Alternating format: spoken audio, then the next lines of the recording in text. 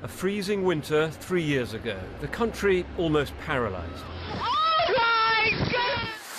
Last year, one of the wettest summers on record. And we've just had the chilliest spring for 50 years. This kind of thing has happened before, but rarely in such quick succession. So, is there something behind it? Today at the Met Office in Exeter, they were puzzling over the swirl of colours representing the jet stream. It's the key to our weather, but not the whole answer, because what shapes the jet stream is a range of forces, the sun, for example, and the warmth of the oceans. Maybe man-made greenhouse gases as well, but no single answer has emerged. At the moment, we really can't say. I know it's a disappointing answer for you, it's a disappointing answer for scientists to have this kind of uncertainty about what's going on.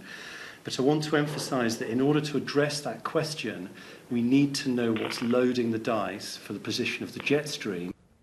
To understand our weather, the starting point is the jet stream, the river of wind flowing above the Atlantic. Now, this is where it should be for us to get decent summer weather. But when it's flowing south of us, we get more rain. But what affects its course? Well, the rapid retreat of Arctic sea ice. The red line shows the average. That could be one factor. Or it's the temperatures and currents of the Atlantic Ocean. Heat in the ocean influences the air above. Finally, the sun, now in a more active phase, can affect the upper atmosphere, or it could be a mix of all of these. Last year, the Arctic ice melted to a record extent. I saw for myself what happened. This may be a sign of a man-made influence. In any event, some scientists believe the scale of the change is so great that it must disrupt the circulation of air above it.